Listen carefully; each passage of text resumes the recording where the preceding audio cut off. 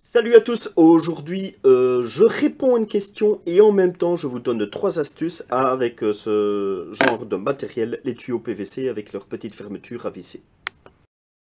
Alors la question qu'on m'a posée était la suivante, c'était est-ce que je connaissais une alternative à ce genre de bidon? Moi j'appelle ça des bidons kayak parce que quand on faisait du kayak quand on était jeune on mettait les bières dedans. Puis après on a découvert que les mettre dans des filets ça permettait de les garder beaucoup plus fraîches. Bref, voilà, ce genre de bidon.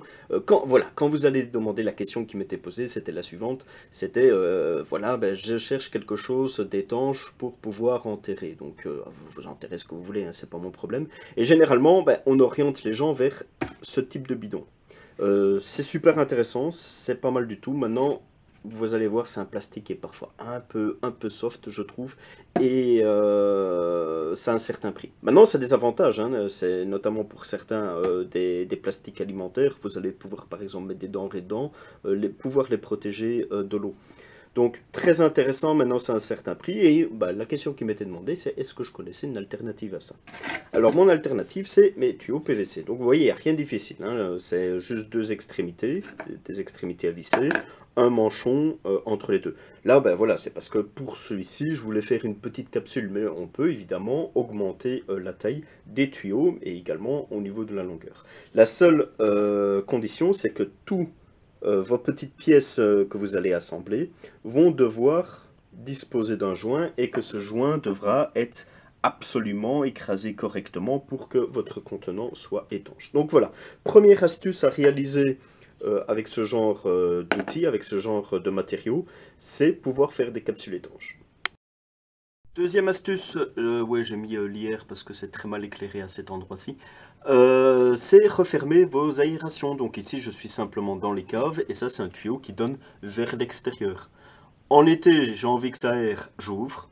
En hiver, ben, je referme avec le couvercle et sur lequel vous avez vu j'ai mis de l'isolant tout simplement. Donc je referme et j'améliore l'isolation de mon habitation tout simplement. Troisième astuce, ici on est avec une évacuation dans le garage. Ça permet simplement, bah, si à un moment je dois nettoyer mon garage, de pouvoir évacuer l'eau usagée. Si je rentre avec ma voiture dans le garage et que la voiture est complètement trempée avec de la neige et que bah, au fur et à mesure ça fond, ça va s'écouler et ça va empêcher de transformer mon garage en piscine. Le gros inconvénient de ça, c'est qu'en cas d'inondation, bah, l'eau, elle peut rentrer par là. Donc, vous êtes quelqu'un de prévoyant, vous allez protéger, vous avez fait vos petits systèmes pour protéger vos portes, etc. Pour, en tout cas, compliquer la tâche à l'eau, pouvoir s'infiltrer.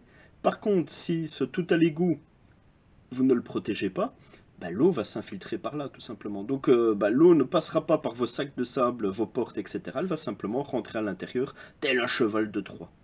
Avec le système que je vous ai montré, pour peu que vous avez des chambres de visite, que vous avez accès à vos canalisations, ben vous allez pouvoir faire pile poil le même montage. Bon, ici je vous le montre pas, je vous fais cadeau de mes cacas qui flottent, mais c'est un système que vous pouvez très facilement mettre en place. Il y a un risque d'inondation, vous allez dans votre chambre de visite, vous prenez simplement le couvercle comme tantôt, vous le vissez et vous venez de protéger en tout cas cette entrée possible en cas d'inondation pour votre habitation.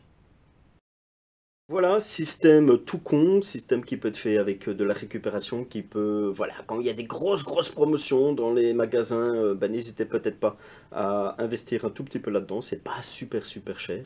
Et je pense que les utilisations, elles peuvent être quasi infinies. N'hésitez pas dans les commentaires à donner éventuellement vos petites astuces avec ce genre d'outils, je pense que ça peut intéresser tout le monde. N'hésitez pas à vous abonner et surtout préparez-vous.